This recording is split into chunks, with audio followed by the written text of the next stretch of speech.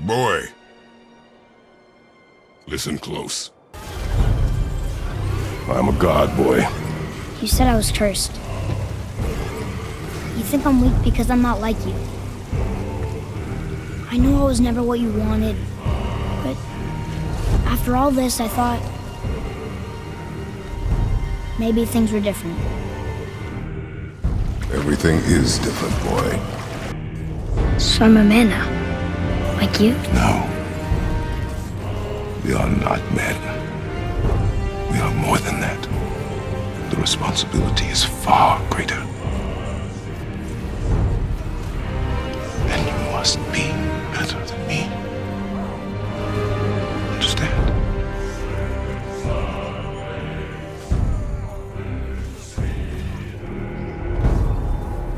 Do not be sorry. Be better. Don't be sorry, Father. Be better. Let's go home.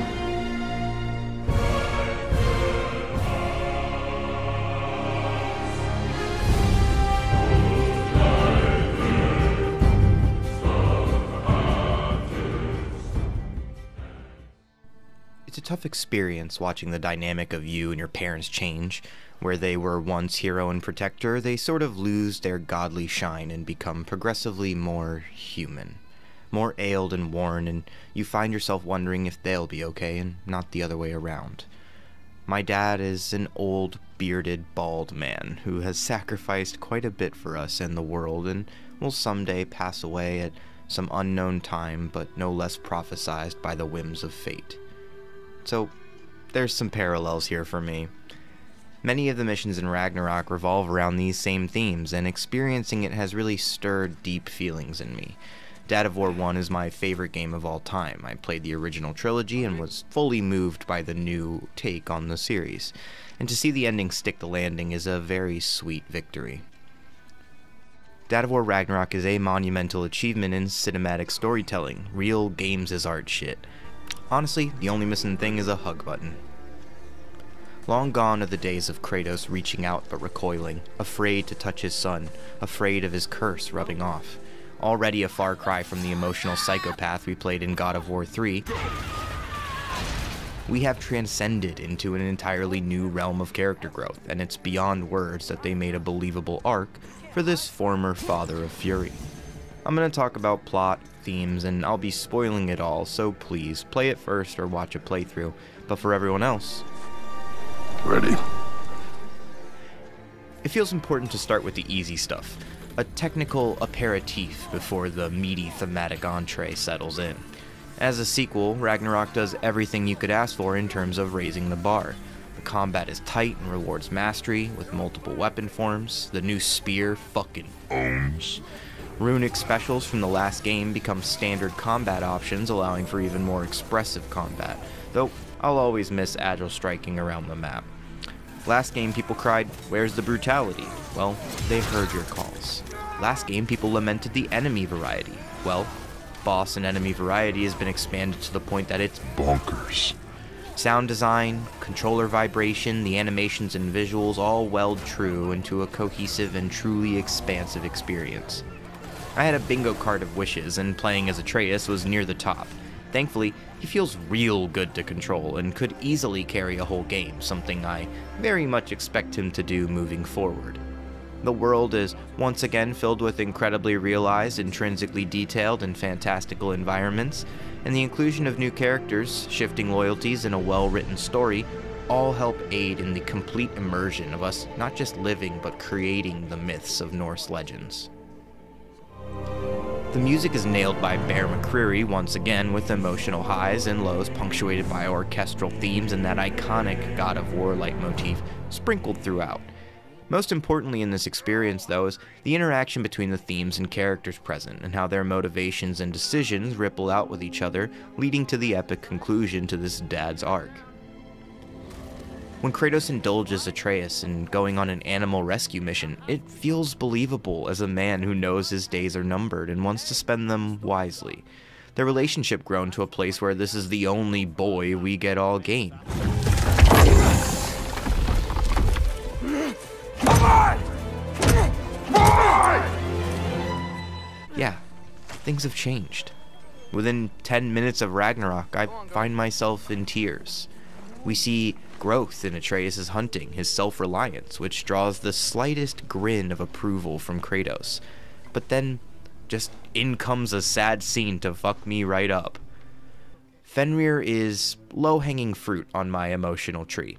I have dogs. Good dogs. Science says they're the best dogs. Dogs dying makes me sad. Very simple. But there's a lot going on here. Kratos doesn't tell him to close his heart to it. He gives him time to grieve. He pushes him to accept reality, but not in a callous way. And Atreus, bless his little heart, has the wherewithal and maturity to accept it, to give Fenrir the confidence to move on, to let go, in a way that echoes his own path to come. But magic is a funny thing. Ragnarok is mired in themes of choice and destiny, discipline and growth, trust and loss, with main and side stories perfectly weaving into each other in a way that makes even collectible hunts worthwhile for the moments of genuine connection that are made in between. Knowing that Ragnarok could end in complete death, I found myself cherishing every single experience.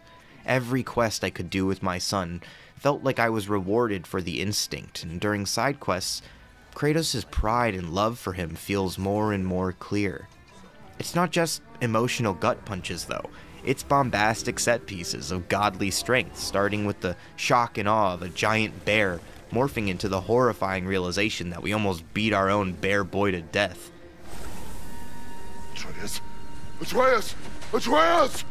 Atreus! A tense encounter with Thor and Odin, who both set a firm presence, Thor wound tight like a coil ready to spring. It's no veneer either. He bodies us. You might not like it, but this is peak performance. Thor beats us like we owe him money, which, when you think about it, a blood debt does sound pretty expensive. I've been waiting for this. He literally kills us, beats us to death with his legendary hammer, and then brings us back to life for round 2. His initial appearance does not come close to showing the depths, though, that we would reach with him. I found myself surprised at his slowly budding respect with Atreus before it's manipulated into the ground once again. You kill my sons. Sleep in their beds. Turn my father against me. My daughter. I have no idea what's happening. You know, I finally thought of something I can teach you. I saw his relationship with Sif give him real characterization. A father who regrets his past. Relatable. How he let down his children. How he lets down his wife. How he tries to be sober for his daughter, and how his father, above all else, is a toxic-ass element in his life, leading to all of this discontent. You don't talk! You don't think! I think, you kill! It's a simple fucking concept! The final moments with Kratos and him are beautiful, genuinely. Two fathers connecting on one thing that ultimately matters to them. Their family. Their true family. No more. For the sake of our children, we must be better. Our clash with Thor in the beginning is so monstrous, though, that we freeze a lightning bolt in place, and Thor gets some deja vu, a reminder of the cyclical nature of this world's myths and reinforcing the final battle to come. Before Thor gets his blood payment in, though, we get a surprising look at Odin, who cracks me the fuck up. He's very smarmy, very easy to hate. I half expected him to give me an offer we couldn't refuse, and, well, he sort of did. And let's be honest, they were kinda useless. I mean, what a scumbag. He has great characterization. He comes off as someone who doesn't often have to levy threats because threats are implied. He gets to be affable because the confidence, power, and knowledge grants him. He lies like breathing and gives gifts as leverage, and when the mask finally comes off, we see him for what he really is. It's well handled, his shifty nature not just being a character trait, but a staple of his method. A method that disguises his true intentions, his true stature, and I think partly his small frame helps disguise that true presence. He offers peace, but any offer from him is poison. So what do you say?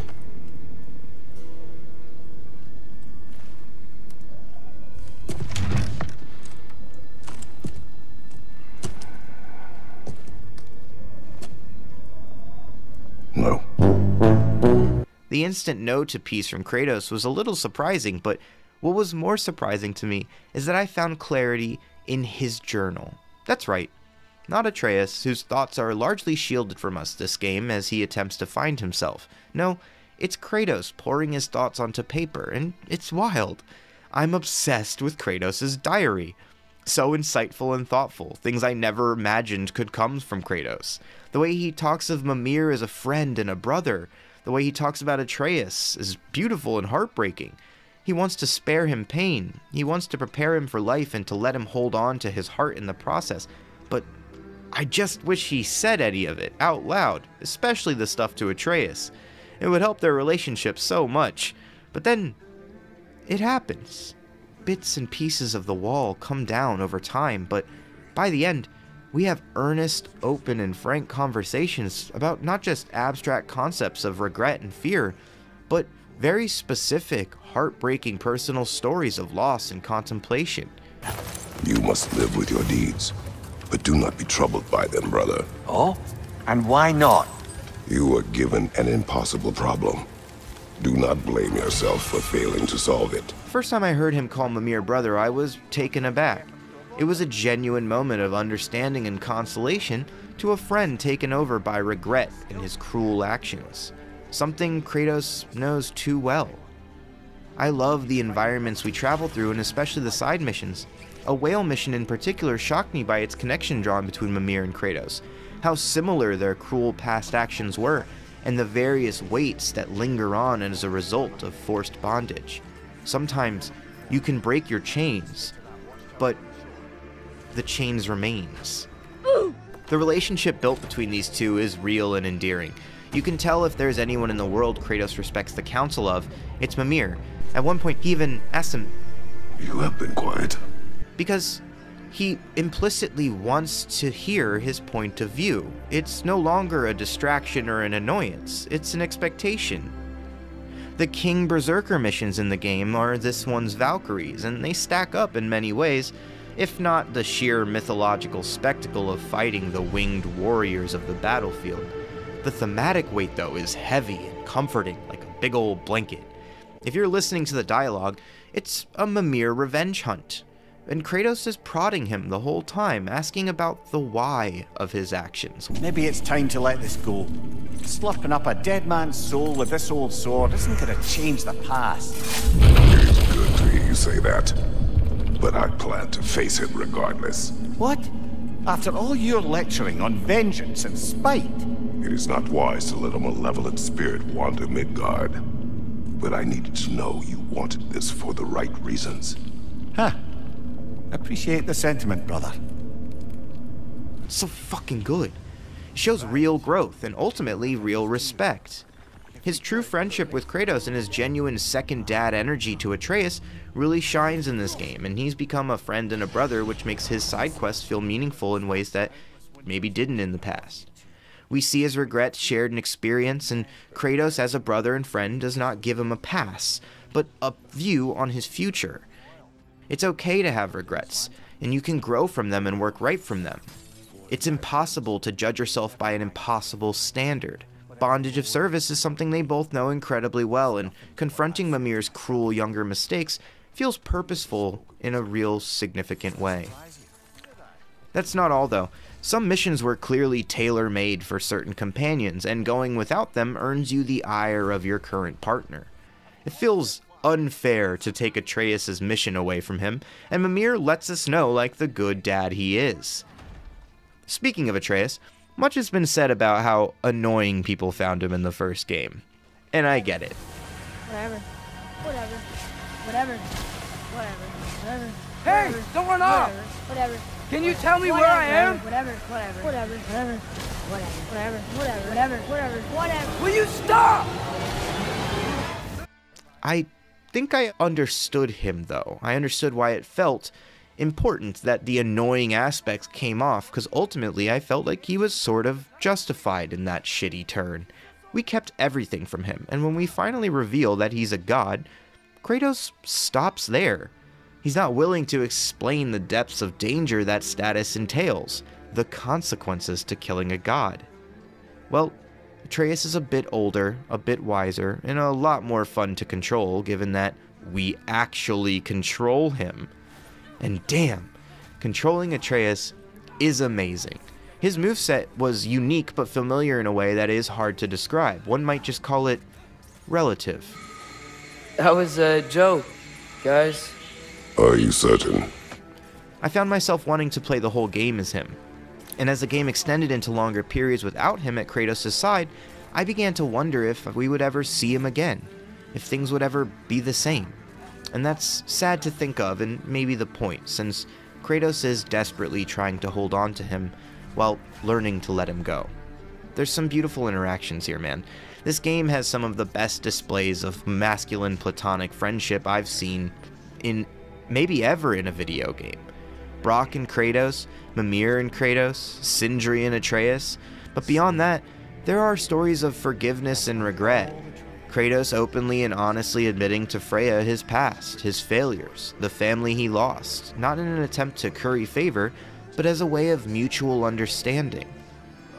In his journal, he's even more explicit. He notes his regrets at the sea captain whose life he's ruined multiple times over.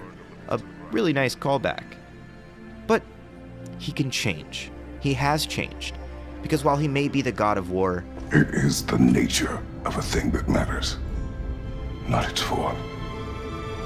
oh right, this game is filled with absolute bangers. It needs the blessing of a great blacksmith. Death can have me when it earns me. Oh no. I say when we're done. You cannot sail away from your mistakes. It is impossible to forget them. I have tried. Aye. He'll follow you no matter where you go, little brother. If you are to sail, do it toward somewhere. Don't you know what I've done? Yes! But what will you do now? Heavy hitters the whole way through though, and heavy emphasis on the core themes. We must be better. Can we be better? How can we change who we are, our form, our nature? One thing I really like about Kratos, and one thing this game shows exceptionally well, is that he is a sponge for good ideas when they conform to a mindset that is both relatable and understandable to him. I think it's beautiful when we see the origin points of the very common phrases he levies, moments that show that he absorbs knowledge like a true tactician, not willing to ignore the things around him by virtue of his stubbornness. We get to see Atreus spend significant time to himself as well, laying the groundwork for his own quest, for his own people, and for his own growth.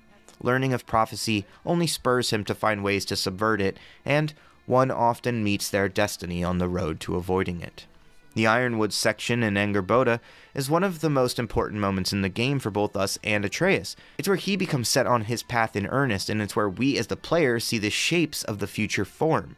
Through Angerboda, we see a different perspective on identity and destiny. Her chemistry with Atreus is real, and their efforts together can carry a full experience with the right story. I'm excited to see what they do in the future together. Her paint powers are cool. She realizes destiny is what you make it, and she gives Atreus the grace and room to make mistakes and grow. Oh, yeah, bro, and she's a giant, so it doesn't really matter that she's black. You're gonna be alright. The time Kratos and Atreus spends apart is useful. It helps frame their individuality and ultimately their similarities. They work to subvert their prophecies in various ways, which lead them into others. We save the moon, save some good dogs, save our fellow gods, save our fellow man. And this absolute legend saves us all. Shouts the fuck out to Burger, y'all. Burger! No! For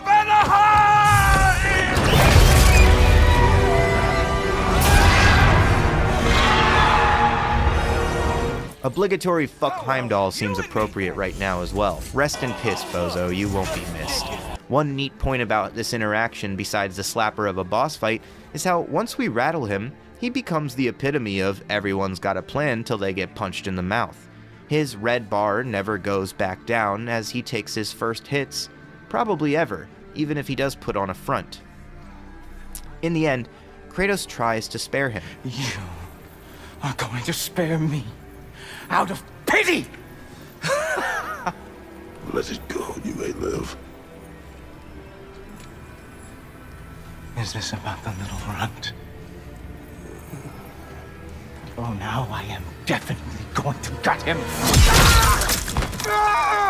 Not the first or last time you get the choice in the game to spare a foe, and I gotta say, I love to see it.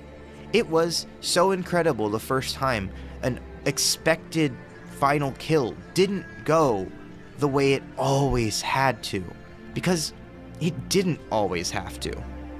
It could be different. It didn't need to be like this. In his own words, When last we traveled here, after Faye passed, I killed an elf of great importance. The ramifications were dire for his people. I do not wish to make the same mistake twice. and buddy, if you don't believe in change, I'd like you to meet an old friend of mine who has a very different decision in mind. So, by the time Kratos and Atreus are once again in Helheim, a perfect follow-up point to the first God of War, where Hell was a place of dark self-reflection for our characters after making some fairly large mistakes. In the end, I'm crying as they finally open up to each other. They begin to actually trust each other. The growth here is honestly staggering. In 2018, he comes clean with Atreus, but as a half-truth, a half-measure. Telling him he's a god does not solve the problem, it creates new ones.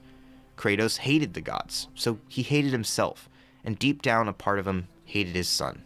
And I'd be willing to bet that another layer deeper, he hates himself even more for that. Only by fully revealing himself, his open honesty, is he able to transcend. This is when Kratos becomes a man again, not just a god of war and vengeance or passive acceptance. This is when he pries back his humanity from the maws. He had lived in a begrudging acceptance of his self-hatred, resigned to his isolation, his family undeserved, the love returned undeserved, the second chance undeserved, but nonetheless provided, and in many ways squandered. He was a stranger to Atreus because of his unwillingness to look inward. Side comic show, he spent a good deal of Atreus' life venturing into the woods, training himself to temper his rage, hating himself more and more in his failures to do so. But finally, they submit themselves to their feelings and improve as a result. They change. Newfound trust comes in the form of more separation, this time though, with faith that they'll have their separate parts to play and play them well, with each other's advice in their minds and hearts, just in time for tragedy. In 2018, seeing the brothers Brock and Sindri come back together was incredible. Through dialogue, we see that there is both resentment and regret that will not be allowed to resolve due to ego and pride. But through interactions with Boy, they slowly chip away at that until the natural rejoining occurs. If you've ever had a relationship where you're fighting but ultimately know that if you ever got back in the same room, you probably couldn't hold the line. That's there, deftly told. Two people who had a bond so strong, the only way to maintain the break was forcibly. But when back together, it becomes immediately clear that the severed ties and forced distance was merely a stopgap. I know I've been there. I know I've been thankful to put aside petty grievances and resume friendships. And I know I've lost friendships because I was unwilling to do so. This ain't right. All the pieces ain't welding together true. Like, what's with him calling you Loki anyway? You know that ain't his name. Hey! I'm talking to you! You never shut up!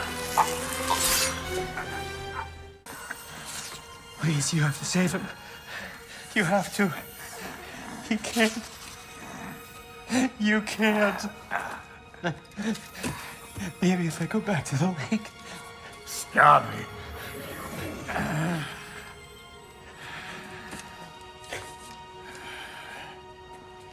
I know what you've done. And I forgive you. But you gotta stop. You gotta let go.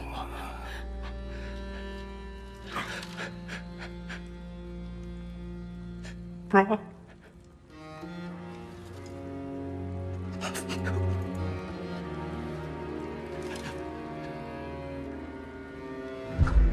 So to see it forcibly break here, in a very permanent way, shatters me. Brock's death in the story is a major turning point, sudden and awful, foreshadowed by his soul experience. The only one calling bullshit on an otherwise triumphant moment gets silenced by betrayal. It's shocking for all of us, but Sindri's pain is so real it hurts me. We see him working in Tyr's temple, crafting a sword, not for others, but for himself, for his brother. I gave you everything. My skills, my friendship, my home, my secrets, my treasures, and you just kept taking. And now what have I got? Not even my family. You want sorry? This is what sorry looks like. What can we do? We. There is no we. There's only you. No matter what the cost. So what you can do is get the fuck out of my sight. No gloves, disheveled, covered in dirt and blood, he swears at Atreus and casts his resentment and spite at us as a conduit for his rage. He lost his family, and while Atreus said what I felt, we're family too. Kratos is equally right, that it is different for each, and we cannot understand. His anger in the end morphs him into an unrecognizable figure, and the weight of that loss is as significant of a death as Brock's. In the end, it comes to war, and who better to lead them than the god of war? His final story with Atreus is like a microcosm of his whole life. There was an old man who chopped wood for his village. Every evening he bore the logs on his back and delivered them to his people. But the logs were heavy, and he grew weaker as time went. And one day, he threw down the logs as he could no longer bear their weight.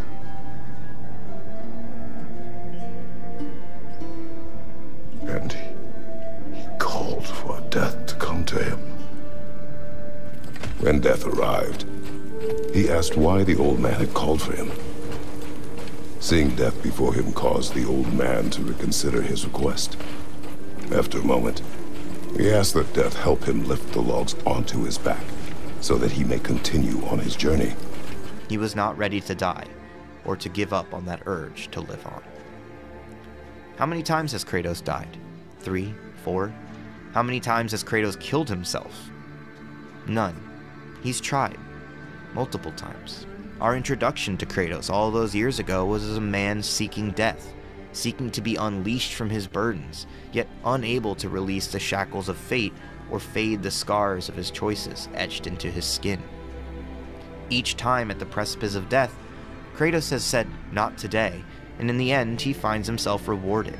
Instead of seeking to release the bonds of past, he incorporates them into himself. He acknowledges his failures of judgment and mindset that would see the complete sacrifice of everything for victory through war. You feel their pain because that is who you are.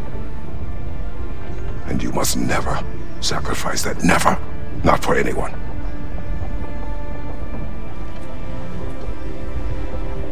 I was wrong, Atreus. I was wrong. Open your heart. Open your heart to their suffering. That is your mother's wish. And mine as well. Today's. Today, we will be better. And in the end, seeks justice for the realms, not vengeance, offering his opponents an avenue to seek peace at each juncture. Every single boss fight is given the chance to end it without the final conflict. Though, we're all the sum of our choices, and Odin couldn't see past himself. He could not see past his thirst for knowledge and the cost he'd paid for it. So Ragnarok ends, not as the legends foretold, but as the people involved created it, doing what is right, not because it is written. They're able to move beyond prophecy because, as the Norns told us, there is no grand design, no script, only the choices you make. That your choices are so predictable merely make us seem prescient. So it stands to reason if you change, really change, your actions change, and then results change, and suddenly you've changed your fate. You can choose to be better. No, I can't. I have to know what happens next. I will never stop. Why'd you have to say that? Sofna, Apfra, Desu. Sofna, Hethan. Sofna. Sofna.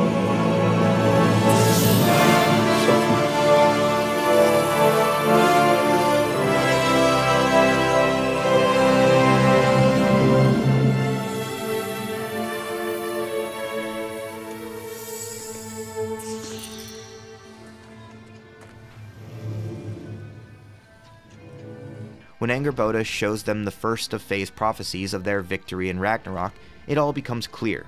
She erased the old prophecy and forged a new path, pushed Kratos and Atreus to embark and find themselves and each other in order to forge their own destiny. Atreus leaves on his quest to search for the remaining living giants, a beautiful moment with a wonderful callback to the last game. Father, I need to talk to you about something. There are other giants out there, and I've got to find them. I think I know where to look, but they're my responsibility. Does it frighten you? Yeah. That is why you must do it. We survive today because of your choices. Who to trust, who to call friend.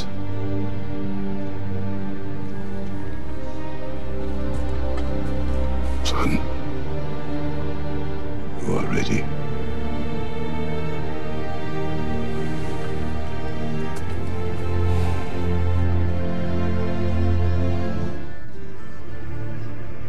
Loki will go.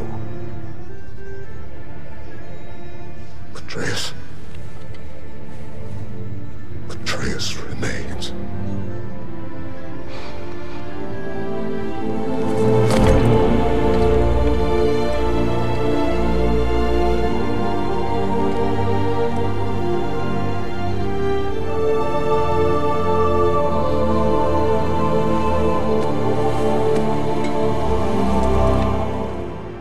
Before leaving, Kratos discovers a secret second prophecy hidden behind the first, which tells a lot.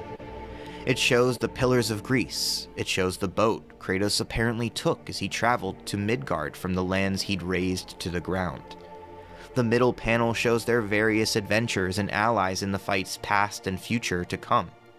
And the final panel showed the results, the real future, that if he put himself aside and fought for the people of all realms, for justice and for change, he would become a figure revered and worshipped throughout all the realms for his central role in defeating the Aesir and protecting them. We all probably had death and sacrifice on the mind going into this finale, but they found a way to both conclude the story and keep the last pages open for more to be written, no matter who we follow. Earlier on, Odin, in a rare mask-off moment, berated Kratos. Even though Kratos is a god, he has never once been worshipped, only feared. And if revered, it was only for wanton destruction, as a monster of war. But that is simply the form of a thing, not its nature. Thanks for watching. And what now? There is much to do. Oh, negatives. I love to complain, so compliment sandwich. I loved Faye showing up. Tyr needs to shut the fuck up.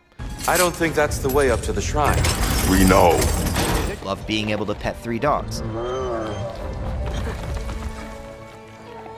boy. Yeah. I missed you. Look at these good ears.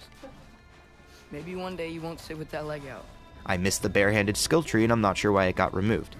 I love how several runic attacks are built right into the moveset. I really don't like these frog boys. I love how when we kick the chain ropes, we don't go down automatically anymore. They didn't do it! But finally, the most egregious problem is my companions giving me about 10 seconds to solve a puzzle on the first try, or they'll tell me exactly how. The bracer to the left of the chest. Maybe you can light it? I get it, fine, thank you, yes, I know that hole fits my spear. It's fine, guys, thank you. No! Alright, shouts out to my Patreons. If you want to support the channel, see more of this, do that. Links are below. I sure do appreciate it. Be safe, know that you matter, that your feelings matter, at least they matter to me.